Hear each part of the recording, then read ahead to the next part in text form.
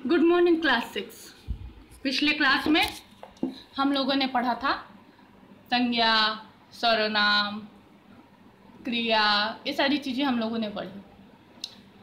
तो यहाँ पर कुछ वाक्य लिखे हुए हैं। आम मीठा है, रोगी कमज़ोर है, डॉक्टर नवीन ईमानदार है। तो यहाँ आम, रोगी, डॉक्टर नवीन, ये तो मुझे अभी आप लोग को बताने की ज़रूरत नहीं है कि ये सारे शब्द क्या है। ये सारे शब्द संज्ञा कहलाते हैं, है ना। आम संज्ञा है, रोगी संज्ञा है, डॉक्टर नवीन संज्ञा है। अब देखिए वाक्य में, पहले नंबर वाक्य में देखिए, आम मीठा है।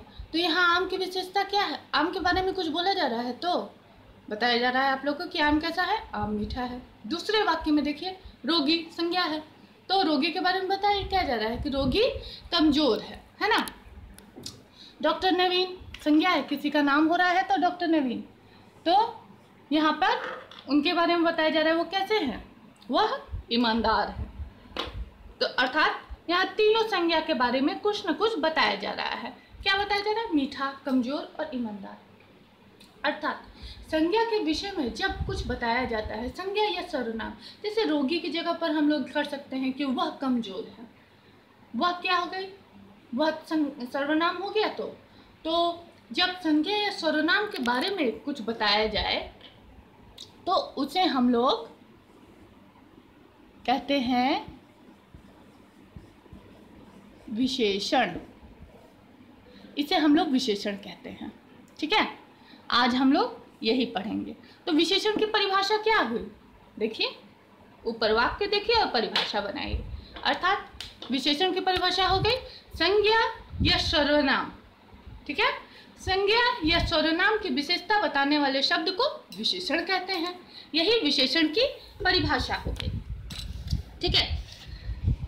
देखिए आप लोग की किताब में भी दिया हुआ है, संज्ञा अथवा सर्वनाम की विशेषता बताने वाले शब्द विशेषण कहलाते हैं, है ना। ऊपर दिया हुआ है, दशहरी आम बहुत मीठा होता है या बहुत रसीला होता है। तो यहाँ आम क्या है? संज्ञा है। संज्ञा के बारे में बताया जा रहा है कि वो मीठा है। यह बहुत रसीला है, यह क्या है? सर्वनाम है। और उस सर्वनाम के बारे में बताया जा रहा है कि रसीला है। तो हो गया ना, संज्ञा या सर्वनाम की विशेषता बताने वाले शब्द को विशेषण कहते हैं, ठीक है। आप लोग समझे? अब देखिए, विशेषण जिस संज्ञा अथवा सर्वनाम की विशेषता बताया जाए उसे विशेष्य कहते हैं। विशेषण कहते हैं संज्ञा अथवा सर्वनाम की विशेषता बताने वाले को, और विशेष्य किसे कहते हैं? विशेषण जिस संज्ञा अथवा सर्वनाम की विशेषता बताता है उसे विशेष्य कहते हैं। जैसे यहाँ क्या हो, विशेष्य हो गया, आम विशेष्य हो गया, यह विशेष्य हो गया, ठीक है।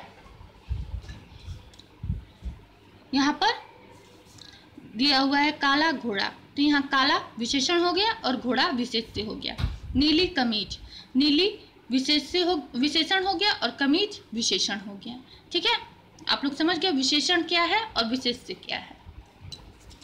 आप लोग की बुक में, आप लोग की किताब में ये चार्ट बना के दिया हुआ है। काला घोड़ा, विशेषण काला, घोड़ा विशेष्य। नीली कमीज, नीली विशेषण, कमीज विशेष्य। अब हम लोग पढ़ते हैं विशेषण के भेद। विशेषण के कुल 4 भेद होते हैं। पहला, गुणवाचक विशेषण। गुण मतलब क्या होता है? गुण मतलब होता है कि हम लोग किसी के बारे में जाने कि वो देखने में कैसा है, या स्वभाव में कैसा है, या उसकी अवस्था कैसी है, वह गुण कहलाता है ना। गुण मतलब होता है कि वो अच्छा है, बुरा है, स्वभाव में, देखने में, पढ़ने में, बोलने में, किसी भी चीज़ में वो कैसा है, यह बताया जाए तो उसे गुणवाचक विशेषण कहलाता है। जैसे जो विशेषण शब्द अपने विशेष्य अर्थात संज्ञा या सर्वनाम के गुण, अवगुण, आकार, रंग आदि की विशेषता बताते हैं, वह गुणवाचक विशेषण कहलाते हैं। जैसे मेहनती व्यक्ति ही सफल होता है। कैसा व्यक्ति सफल होता है? मेहनती। व्यक्ति क्या है? संज्ञा है, तो उसकी विशेषता क्या हुई? मेहनती। वह यह कमरा छोटा है, कमरा संज्ञा हो गया, और कमरा कैसा है? छोटा है। तो यहाँ कुछ गुणवाचक विशेषण के शब्द दिए हुए हैं। जैसे अगर गुण है तो सुंदर, सच्चा, ईमानदार, ये सारे शब्दों का प्रयोग होता है। दोष है कुरूप, दुष्ट, बेईमान, चालाक, बुरा। रंग काला, सफेद, हरा, पीला, रंगीन, गोरा, सांवला। दशा कमजोर, बलवान, स्वस्थ, बूढ़ा, बीमार, निर्धन। आकार बड़ा, छोटा, ऊंचा, लंबा, गोल, बौना। स्थान भीतर, बाहर, ऊपर, निचला, विदेशी, भारतीय, प्राचीन, नया, आगामी। ये सारे विशेषण शब्द है। कौन से विशेषण शब्द है? गुणवाचक विशेषण है। ठीक है, अब दूसरा पढ़ेंगे परिमाणवाचक विशेषण। परिमाणवाचक विशेषण किसे कहते हैं? जब हम लोग किसी वस्तु के माप तौल संबंधी शब्दों का प्रयोग करते हैं, अर्थात वो वजन में कितना है, तो उसे हम लोग परिमाणवाचक विशेषण कहते हैं। तो हम लोग वजन किन सारी चीज़ों का करते हैं, जैसे पानी का, चीनी का, आटा, चावल, इन सारी चीज़ों का, 3 मीटर कपड़ा, जिन्हें हम गिन नहीं सकते हैं, उनका हम लोग वजन करते हैं, है ना। ये भी 2 प्रकार के होते हैं, निश्चित परिमाणवाचक विशेषण, अनिश्चित परिमाणवाचक। ये विशेषण शब्द जब विशिष्ट का निश्चित परिणाम बताते हैं तो वह निश्चित परिमाणवाचक विशेषण कहलाते हैं। जैसे 1 किलो चावल, 2 बीघा जमीन, 20 क्विंटल अनाज। ये निश्चित हो गया ना कि चावल कितना, 1 किलो है, जमीन कितनी है, 2 बीघा है, अनाज कितना है, 20 क्विंटल है। जब अनिश्चित होता है, अर्थात हम लोग कुछ, थोड़ा, ज़्यादा, इन सारे शब्दों का जब प्रयोग करते हैं अपने विशेष्य के लिए, तो वह अनिश्चित परिमाणवाचक विशेषण कहलाता है।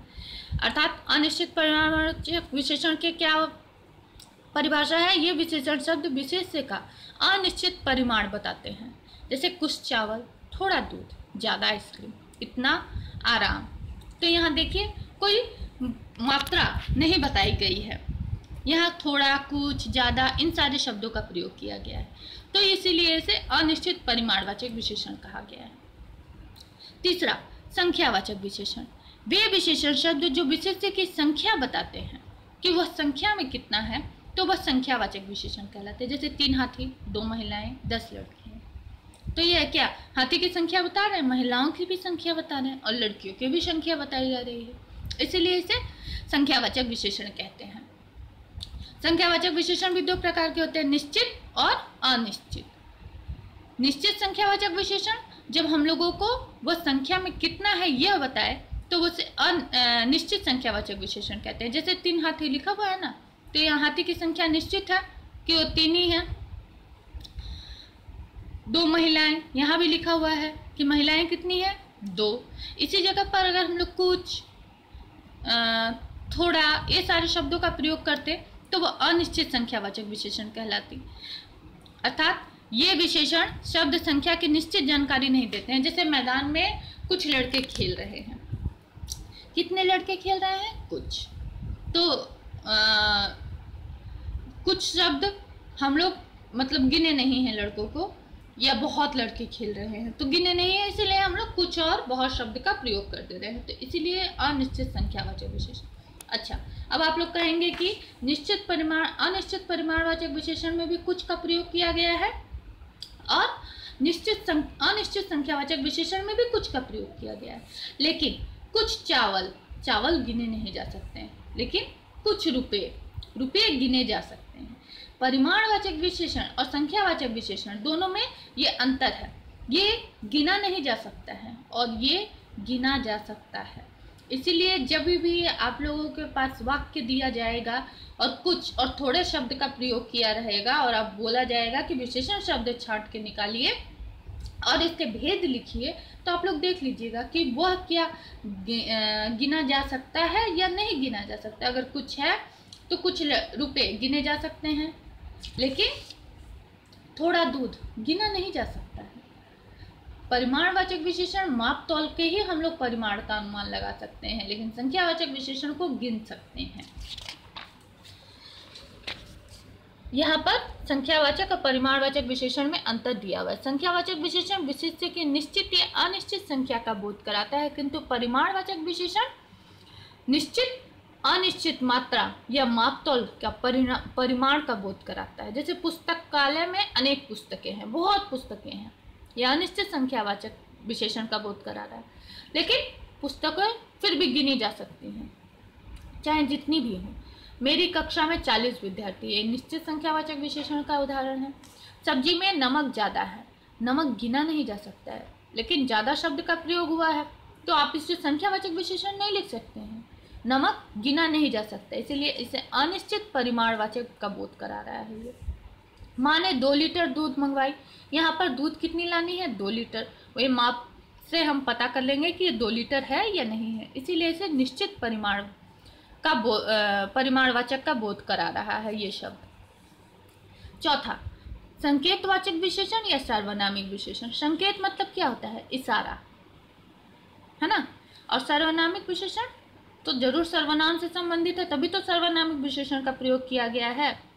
तो इसकी परिभाषा क्या हुई, वे सर्वनाम शब्द जो किसी संज्ञा की तरफ संकेत करते हैं तो उसे हम लोग सांकेतिक या सर्वनामिक विशेषण कहते हैं। देखिए आपके किताब में परिभाषा दी हुई है, जब कोई सर्वनाम संज्ञा की ओर संकेत करता है तब वह संकेतवाचक विशेषण कहलाता है। जैसे वह लड़का, वह क्या है, सर्वनाम हुआ, और लड़का संज्ञा हुआ।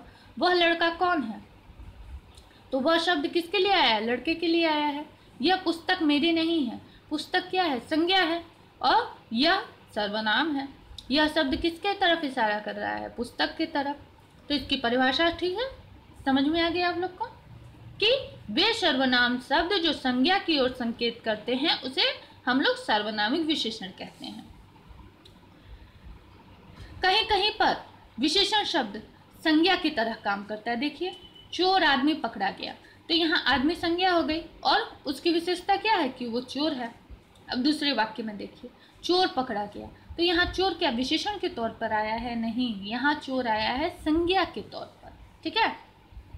अच्छा, प्रविशेषण क्या होता है, विशेषण क्या होता है, संज्ञा या सर्वनाम की विशेषता बताने वाले शब्द को विशेषण कहते हैं, लेकिन प्रविशेषण विशेषण की विशेषता बताने वाले शब्द को प्रविशेषण कहते हैं। जैसे हम लोग पहला वाक्य देखे थे ना कि आम मीठा है, अब मीठा के पहले लगा दे आम बहुत मीठा है, तो बहुत शब्द किसके लिए आया है, आम के लिए नहीं,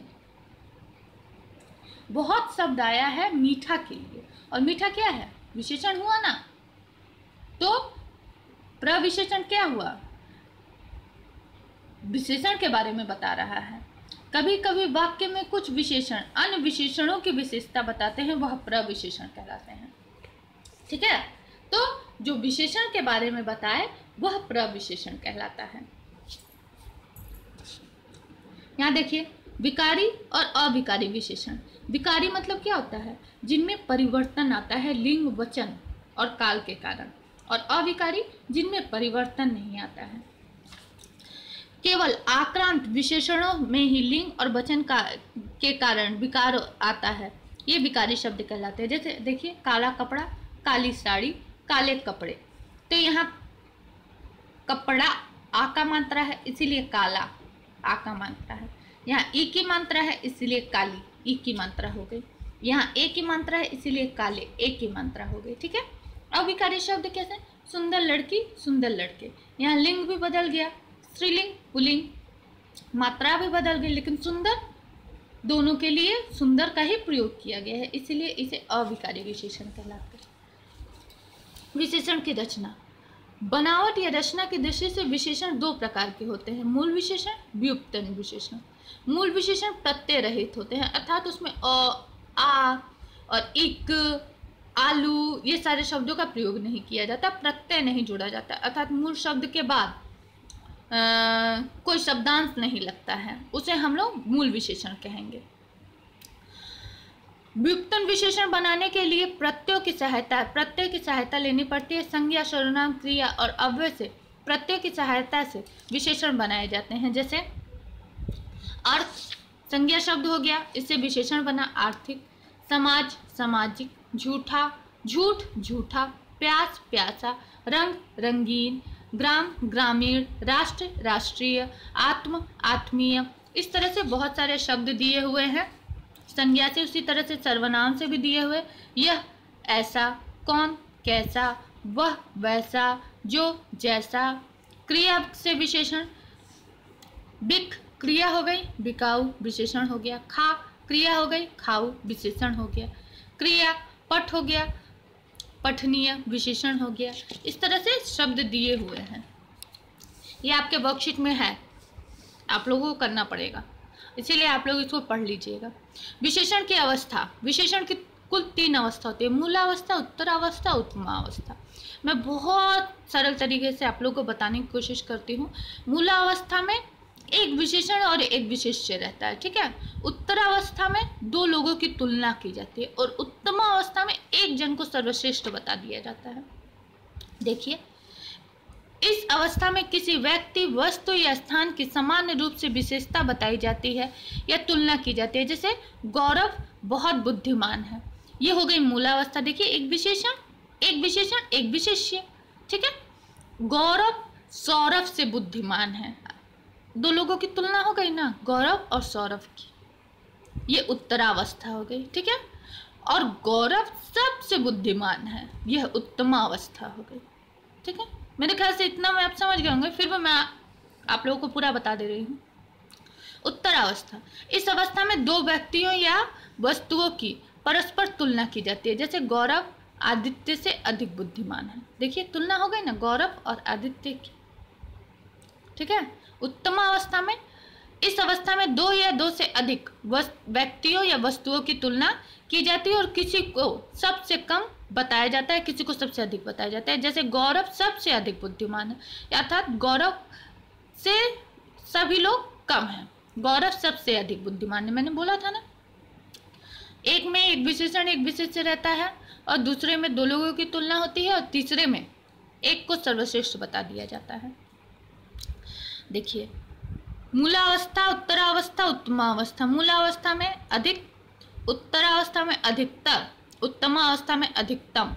तो मूलावस्था में मूल शब्द खाली रहता है, उत्तरावस्था में उसमें तर लग जाता है, उत्तमावस्था में तम लग जाता है।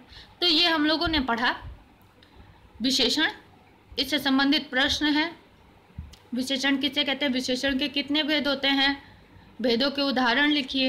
ये सारे प्रश्न मैं आप लोगों को कॉपी में दे दूंगी, प्रश्न दूंगी, उसके उत्तर आप लोग अपने बुक से, अपनी किताब से लिख लीजिएगा, ठीक है। ये वर्कशीट है, मैं आप लोगों को इसका PDF दे दूंगी। आप लोग ये मत सोचिएगा कि वर्कशीट मेरे बुक से मैच नहीं कर रही है, पेज नंबर मेरे बुक से मैच नहीं कर रहा है, कोई बात नहीं। आप लोग इसको कॉपी में लिखिएगा, लिख करके और तब इसको पूरा सॉल्व करिएगा। कॉपी में लिख, पहले मेरा वीडियो सुनिएगा, उसके बाद विशेषण पढ़िएगा, उसके बाद इसको सॉल्व करिएगा। पहले सॉल्व ही करने मत बैठ जाइएगा, ठीक है। बस आज के लिए हम लोग इतना ही पढ़ेंगे। धन्यवाद।